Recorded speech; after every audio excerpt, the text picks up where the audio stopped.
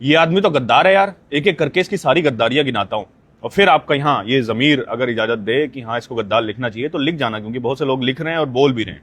सारी गद्दारियां गिनाता हूं। एक गिलास पानी अगर कोई किसी प्यासे को देता है तो हम उसे इंसान कहते हैं, लेकिन कोई लाखों लीटर पानी देकर पूरे राज्य की पानी की कमी कोई पूरा कर दे तो उसको क्या कहेंगे, सारा कुछ बताता हूं। लद्दाख का एक वैज्ञानिक जो इंजीनियर है, इनोवेटर है, एजुकेशनल रिफॉर्मर है, पढ़ाई तो सब करते हैं लेकिन उस पढ़ाई को अपनी जिंदगी में प्रैक्टिकल बनाकर इस्तेमाल कैसा किया जाता है बंदे ने बताया। लद्दाख की कितनी सारी परेशानियों को अपनी तकनीक से हल कर दिया। 5% बच्चे पास होते थे, एक स्कूल बनाया 1988 में, और एजुकेशन को पता है कहां से कहां ले आया। 5% जहां पास होते थे वहां से 75% पास होने लगे। हम सब जानते हैं कि लद्दाख में पानी की प्रॉब्लम है। जो बर्फ के पहाड़ होते हैं, ग्लेशियर जिनको हम बोलते हैं, वो पिघल जाते हैं, गर्मी में पिघल जाते हैं। लेकिन बंदे ने आर्टिफिशियल ग्लेशियर बना दिए, मतलब आर्टिफिशियल अपने ही पहाड़ बना दिए जो 10, 15, 20 मीटर ऊंचे और 10, 15, 20 लाख लीटर तक पानी स्टोर कर लेते हैं। तो वहां के गांव की जो गर्मियों में खेती होती है वो इन्हीं ग्लेशियर से होती है। तो ये आदमी गद्दार है। आइस स्टूपा, ये आर्टिफिशियल बर्फ के जो पहाड़ हैं, पूरी दुनिया इस टेक्नोलॉजी को कॉपी कर रही है। कनाडा, स्विट्जरलैंड, ये सब जगह कॉपी किए जा रहे हैं और इसी वजह से रोलेक्स अवार्ड भी मिला है।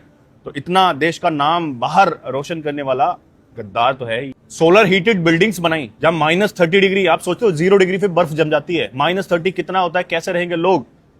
पैसिव सोलर बिल्डिंग्स डिजाइन किए जहां मतलब बिना हीटर के जिन बिल्डिंग्स में रहा जाता है। हमारी सेना के लिए मूवेबल टेंट्स बनाए जहां पर ये बहुत ज्यादा ठंडी होती है, वहां पर इन टेंट्स में हमारी सेना आराम से रह सकती है।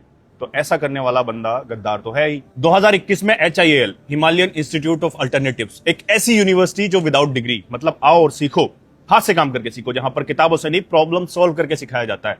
उन्होंने बताया कि एजुकेशन सिर्फ रट्टा मारने का नाम नहीं है, एजुकेशन हाथ से काम करके सीखने का नाम है, और हाथ से काम करके सीख के गांव के बच्चे भी इंजीनियर बन सकते हैं। अब इतना सारा कुछ कोई देश के लिए करेगा तो गद्दार तो है ही। अब अवार्ड सुनिए, क्या क्या अवार्ड्स मिले हैं, पैसे से खरीदे हुए नहीं, जो रियल अवार्ड्स मिले हैं।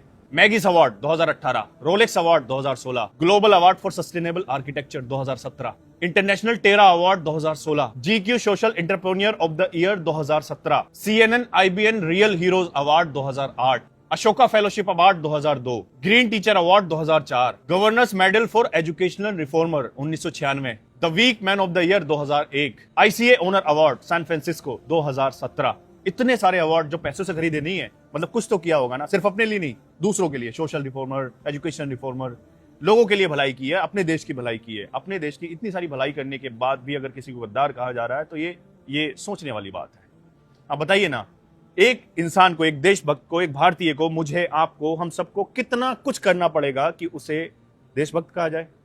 और भी कुछ ज्यादा करना पड़ेगा। अब आपका जो मन कर रहा है, जो आपका दिल, आपका जमीर गवाही दे रहा है, वो कमेंट में लिख जाओ।